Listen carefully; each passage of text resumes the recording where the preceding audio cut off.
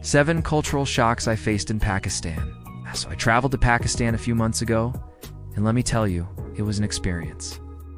I expected to be wowed by the incredible landscapes, the mouth-watering food, and the warmth of the people. But what truly stole the show was the unexpected. It's cultural shocks that left me scratching my head and at times even questioning my sanity. So get ready, because I'm taking you on a wild ride through the land of contrasts, where ancient traditions meet modern life and where you can expect the unexpected. Number 1, hospitality like no other. Let's start with something that'll make any traveler's heart melt: the hospitality. When you visit someone's home in Pakistan, you are not just a guest, you are family. And I mean it. When I entered my host's home, I was greeted with a ceremonial welcome.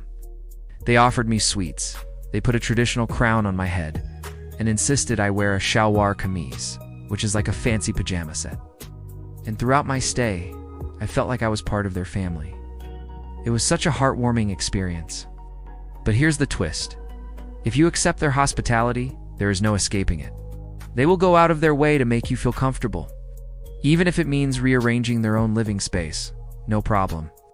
At one point, my host's family offered me their own bed so I could sleep comfortably, even though their son had to sleep on a mat on the floor. Can you imagine the level of generosity? This cultural shock made me feel incredibly welcomed, but it also taught me an important lesson in cultural sensitivity. It's a beautiful thing to witness, but it's also a reminder that different cultures have different customs and traditions. And as a traveler, it's important to be respectful and open-minded. No. 2, time is flexible. Yes, time. Or should I say Pakistani Standard Time? Because in this country, time is not just a tick-tock on the clock. It's more of a suggestion. Punctuality is not really a thing here. When you make plans, it's best to add a few hours just to be safe. For example, if a friend invites you for dinner at 7 p.m., it's best to arrive around 9 p.m. instead. Now, it might sound frustrating to us Westerners who value punctuality, but it's important to remember that different cultures have different perspectives on time. In Pakistan, time is more flexible, and it's all about enjoying the moment and embracing the unexpected. Just make sure to bring plenty of snacks. No. 3, the love for food is real. Okay, let's talk about food. The love for food in Pakistan is like nothing I've seen before. Here, food is not just sustenance, it's a celebration of life. From the moment you wake up, you'll be greeted with the aroma of freshly brewed chai, which is like their national drink. And let me tell you, they take their chai seriously.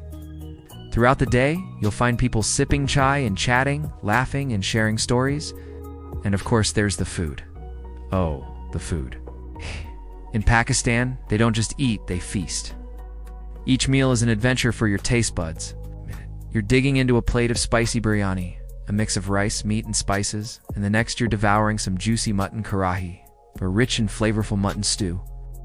And don't forget the naan, the soft and fluffy bread that's perfect for sopping up all the delicious gravy. As a foreigner, I was fascinated by the passion people had for their food. It was a great opportunity to try new things and learn about their culture through their cuisine. But let's just say that my spice tolerance is quite low.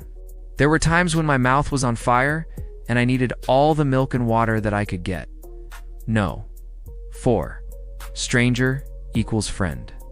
You know, as a solo traveler, safety is always a concern. But here's the thing. The friendliness of strangers can be both shocking and comforting. One moment you re-walking down a busy street, and the next you're re-surrounded by a group of kids asking where you re-from and wanting to practice their English. It's heartwarming, but it's also a bit overwhelming.